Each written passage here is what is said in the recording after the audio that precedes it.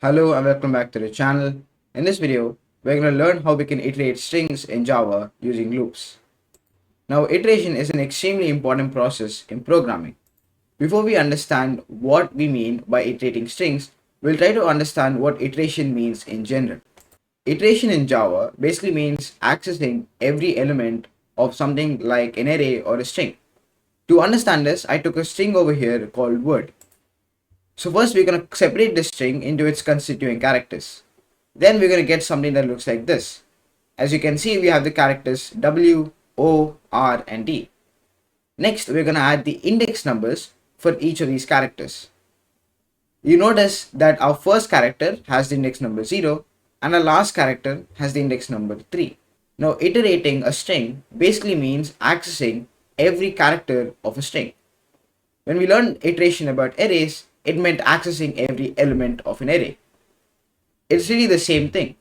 Over here, if I was to iterate the string, I'm going to first access the character W. Then I'm going to move on to the next character. I'm going to access the character O. Then we're going to move on to the next character and we're going to access the character R. And finally, we're going to access the character D. We're basically visiting every single character or accessing every single character of a string. So an obviously easy way to access the characters of a string is by using the char_add method. Over here I made a string object called obj and I set it to this string word. And then I added a printf statement where I'm printing obj.char_add0. This is basically printing the character at index number 0 for this string word. We notice that the character at index number 0 is W. So this is just printing the character W. When I run this program, we notice that we do get the character W. Now, by adding the same sentence for other characters as well, or for other index numbers as well, I can print every single character of the string word. When I run this program, you notice that I do get every single character of the string word. This is an extremely easy way to access the characters. But it's really inefficient. What if my string had 100 characters? I can't add 100 printf statements or I can't call the char_add method 100 times. To simplify this process, we're going to use loops. So over here, we have the index numbers of the string word 0, 1, 2, and 3. And the other three boxes basically represent the three main parts of a loop. So we first have the iterator, and as you can see, I've initialized the iterator I to 0. Next, we have a condition. Our condition is going to make sure that our loop terminates properly. We've seen with arrays that our loop should terminate at the last index. It's the same over here. Our condition is I is less than or equal to 3 because the last index of this particular string is 3. Now the third element of our loop is our update. In this case, our update is just I++.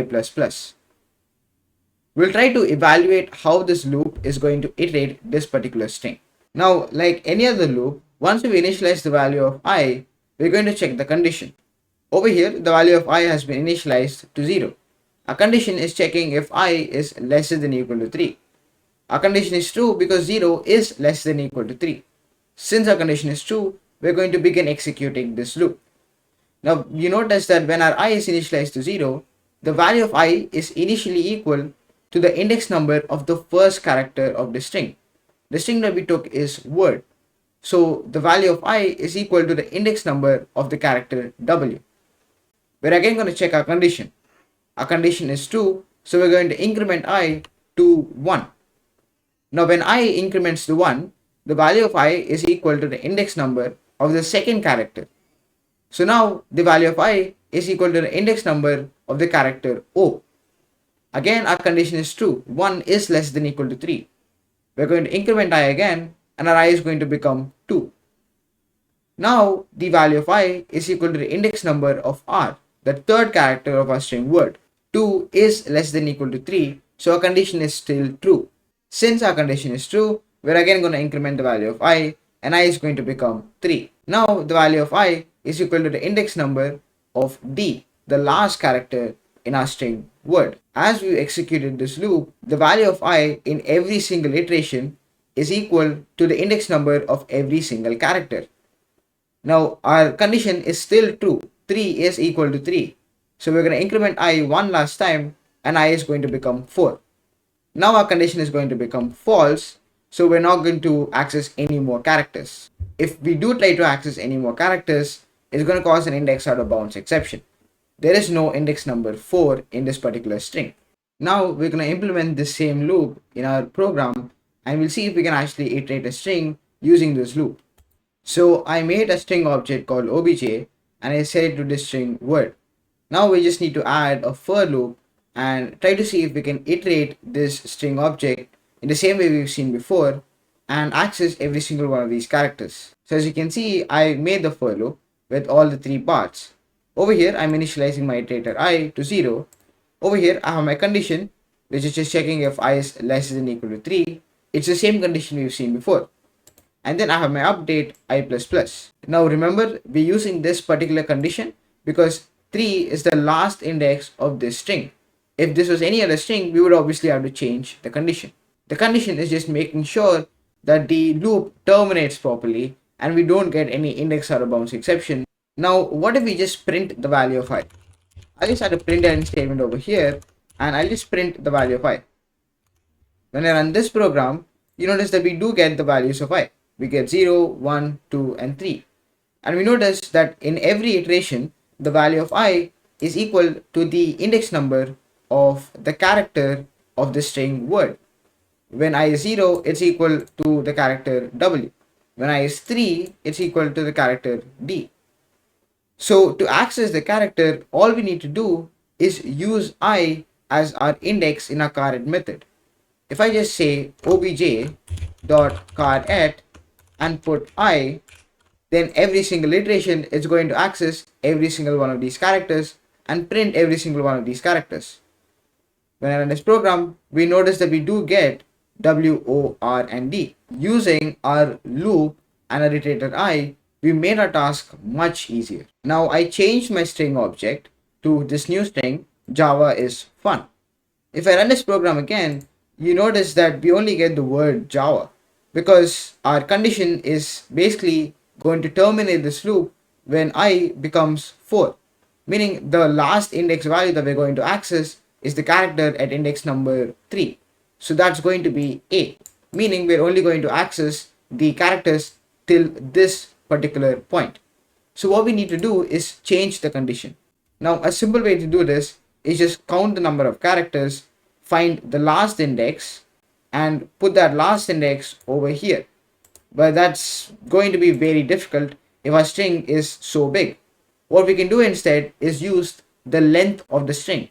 As I've explained before, the last index of a string is equal to the length of the string minus 1. So if I don't want to count the number of characters over here to find the last index, I can use the length method. This makes my task much easier. I can just say I is lesser than equal to the obj.length to find the length of the string minus 1. And when I run this program, you notice that I do get Java is fun. I get all the characters of this string Java is fun. Now an alternate way to do this exact same thing is by removing this minus 1 over here and removing this equals to operator over here. When I run this program, you notice that I get the exact same output, Java is fun. But why do I get the same output if the condition is obviously different? What happens is if I change this to I is lesser than obj.length, since this is lesser than and not lesser than equal to, the value of I will still terminate at the last index. It won't cross that last index to cause an index out of bounds exception. This is also going to work perfectly fine. You can use whatever you want. Just try to make it as simple as possible. Now that we made it easier to iterate strings using loops, we'll try to use iteration in a simple program. Let's say I want to write a program to count the number of vowels and consonants in a string Java is fun. It's actually pretty simple. Now before we write this program, we'll try to figure out what exactly we need to do. Now the first thing we need to do is make 2 variables to store the number of vowels and consonants so that we can print them later on in the program. We're going to do this outside our loop. So we're just going to say int vowel is equal to 0 and int consonant is equal to 0. Then we have to store every single character in every iteration of our loop in a variable so that we can check if this particular character is a vowel or a consonant. We'll just call this variable temp. So we'll make a variable car temp. In our loop, we're just going to write temp is equal to the character. Now we already know how to find the character. We just need to say obj.car at and our I as our index, so that every single iteration we're going to store every single character in this temp variable. Now the next thing we need to do is check if this particular character is a vowel or a consonant. Now I obviously can't do this outside the loop. The whole point is that when you're in the loop, you're going to access every single character in every single iteration. In every single iteration, when you get the character, we'll need to check if this particular character that we're getting is a vowel or a consonant. So to do this, we're just going to add simple if statements. Now in our if statement, we can obviously check if our character temp is a vowel or a consonant. So we'll just check if our character temp is equal to the vowel A. Now obviously you have other vowels to check as well. So we're going to use this OR operator to add other conditions for the other vowels as well. If it's either one of these vowels, it's going to be evaluated to be true. So I've added all the 5 conditions. If temp is A or E or I or O or U, this is going to be evaluated to be true. So our if statement is going to be true. Now if this is true, that means that our character is a vowel. We'll need to increment this vowel variable because we found a vowel. We'll just add vowel plus plus, so that if we find 3 characters which are vowels, our vowel variable is going to be set to 3 and we'll get our correct output. Now we can add another if statements with the 21 other conditions for the 21 other letters, but it's much easier to just add an else statement instead, because if it's not A or E or I or O or U, it must be a consonant. So if it's a consonant, we'll obviously need to increment our consonant variable. We'll just say consonant plus plus. Now over here, we know that J is a consonant. And if you check our conditions, all of these conditions are going to evaluate to false. So we're going to move to the else block and our consonant variable is going to increment to 1. So now our consonant variable is going to be set to 1. Then I is going to increment to 1 and we're going to access this character A. Again, when we check the if statement, our if statement is going to be true now because temp is equal to A. Since this condition is true, we're going to increment our vowel variable. So the number of vowels is going to become 1. Then I is going to increment to 2. So we're going to access this character V. We're going to store that character in this variable temp by using the car@. method. And when we check if it's A or E or I or O or U, it's going to evaluate to false. And we're going to move on to the else statement. And our consonant variable is going to increment to 2 again.